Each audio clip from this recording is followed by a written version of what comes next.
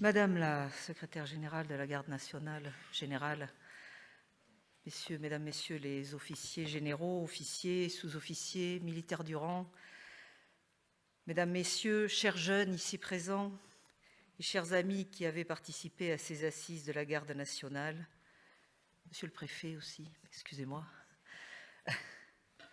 Florence Parly a ouvert vos débats et je les clôture. Et je les clôture avec un réel plaisir. Preuve, s'il fallait en donner, de l'importance que le ministère des Armées accorde à ses réservistes. Et pour avoir présidé cette semaine le comité directeur de la Garde nationale avec Jacqueline Gouraud, ministre déléguée auprès du ministre de l'Intérieur, je peux affirmer que le ministère de l'Intérieur est aussi très attentif à notre Garde nationale, à sa pérennité, à ses évolutions, à ces hommes et à ces femmes qui participent avec un engagement sans faille à la sécurité de la France.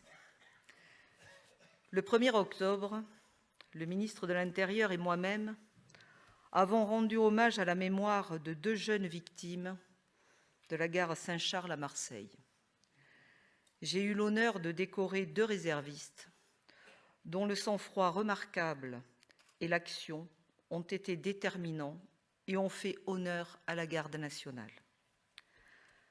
Alors à Marseille, au Carrousel du Louvre ou à l'aéroport d'Orly, nos réservistes ont fait la preuve de leur résolution et de leur grande valeur. Ainsi, nous sommes tous convaincus que ces milliers de femmes et d'hommes sont incontournables pour nos armées et pour nos forces de sécurité dans l'accomplissement de leur mission de protection du territoire national. Salariés, fonctionnaires, chefs d'entreprise, indépendants, étudiants, à tous ceux qui ont en commun d'être réservistes et membres de la Garde nationale, j'adresse un message de confiance et de fierté, de grande fierté. Vous accomplissez nombre de missions indispensables et parfois difficiles. Vous investissez votre temps au service de la sécurité du pays et des Français. Soyez remerciés pour votre engagement et votre sens de l'intérêt général. Et il est bien sûr de notre devoir de choyer ceux qui s'engagent sans réserve. Il est de notre responsabilité de favoriser cet engagement. Et je veux dire merci à tous nos partenaires publics et privés qui facilitent l'engagement et qui soutiennent la Garde nationale. Il y en a de nombreux ici présents. Mesdames, Messieurs, j'ai cru comprendre et j'ai cru entendre que ces assises ont été celles de la réussite. Je tiens à saluer l'organisation de ces 2e assises de la Garde nationale. Elles sont, je crois, celles de la maturité. Être mature en 2 ans, ce n'est pas donné à tout le monde, mais c'est quelque chose de remarquable ici. Ce rendez-vous a été un succès, à en juger par la hauteur des réflexions, par votre présence nombreuse, bien sûr, et par l'ouverture au grand public. Les débats et les échanges ont été de haute tenue, notamment au cours des 2 tables rondes avec des thèmes qui résument bien les enjeux. Jeunes réservistes, qui, pourquoi, comment, et la société bouge, l'engagement aussi. Et je veux vraiment remercier au nom du ministère des Armées les intervenants et tous ceux qui ont répondu présents. J'adresse mes félicitations à tout le secrétariat général de la Garde nationale et en premier lieu à la générale Anne Fougerat. Je sais tout votre investissement et toute la mobilisation de vos services. Et nous avons besoin de tels moments, de tels témoignages pour expliquer et promouvoir l'esprit de l'engagement. Car en fait, l'engagement, qu'est-ce que c'est? Vous avez dû y réfléchir cet après-midi.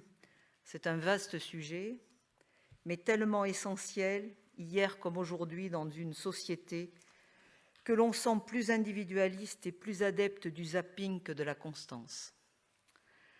L'engagement est avant tout un acte personnel. Donner de sa personne pour défendre une cause, aider son voisin, servir son pays.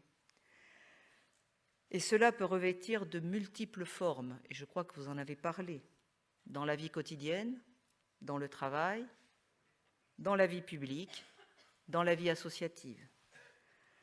Alors je pourrais vous parler des heures d'engagement tellement celui-ci a été et est toujours le fil rouge de ma propre vie. Avec un objectif, comment servir les autres, comment améliorer la vie des gens, et maintenant, comment mieux servir mon pays. Et comme donner, c'est aussi recevoir, je crois sincèrement que s'engager est un facteur d'épanouissement et d'équilibre personnel. Le sentiment d'avoir fait les choses et agi au bon niveau est infiniment plus constructeur pour un individu que regarder et subir, qui génère souvent frustration et repli sur soi. Alors merci à tous d'avoir parlé d'engagement, et le vôtre au service de la sécurité du pays est en tout point extraordinaire. Mesdames et messieurs, vous le savez, le service national universel sera une des réformes emblématiques du quinquennat. Il s'agit d'un véritable projet de société marqueur de cohésion nationale. Florence Parly vous en a donné, je pense, les grandes lignes ce matin ou à midi. Et ce SNU, ce service national universel, nous tient à cœur. Ces grandes lignes seront affinées dans les mois prochains. Vous le savez, ce service national sera interministériel et de nombreux acteurs y contribueront. Et la garde nationale pourra être amenée à jouer un rôle dans ce dispositif d'envergure. Car oui, la garde nationale est un exemple de la faculté de la jeunesse à s'engager. De nombreux jeunes ont participé à ces assises, je les vois ici. En m'adressant à eux, je souhaite leur dire qu'ils sont ici les ambassadeurs de ces milliers de jeunes Français qui ont fait le choix de l'engagement et de ceux qui, dans l'avenir, le feront. Évidemment, tous les jeunes de notre pays ne sont pas encore dans la voie de l'engagement. C'est normal. Néanmoins, je suis très optimiste. Nombre d'études démontrent une appétence à l'engagement. À nous d'accompagner et de faire fructifier cet élan naissant. Et pour tout dire, nous avons besoin de vous pour transmettre ces messages. C'est tout le sens aussi des Journées nationales du réserviste 2018, qui débutent aujourd'hui même et se prolongent jusqu'au 11 novembre. Partout en France, des centaines d'événements mettront à l'honneur les réservistes et permettront de promouvoir la garde nationale. Ces manifestations sont l'incarnation vivante du lien armée-nation et du lien citoyen-nation. Elles vont, j'en suis certaine, permettre à la valeur d'engagement d'imprégner un peu plus nos territoires. Faire connaître, expliquer, aller au-devant du grand public, c'est aussi notre devoir à tous. Les enjeux sont importants pour les armées et la police. Les enjeux sont majeurs pour la France. Mesdames, Messieurs, les organisateurs, vous avez très judicieusement choisi le centenaire de la fin de la Grande Guerre comme fil conducteur de ces Journées nationales du réserviste. Fraternel, solidaire, engagement, loyauté sont les valeurs indissociables qui figurent sur l'affiche officielle. Elles en sont les valeurs maîtresses. Les plus de 2,5 millions de réservistes rappelés en août 1914 les portaient certainement au plus profond d'eux-mêmes au moment de la mobilisation. Dans quelques minutes, c'est à ces millions de soldats que vous penserez lors de cette belle cérémonie du ravivage de la flamme du souvenir. Sous l'Arc de Triomphe et devant le tombeau du soldat inconnu, vous réfléchirez sûrement au sens de l'engagement et à ce que vous pouvez faire aujourd'hui pour votre pays, pour notre pays.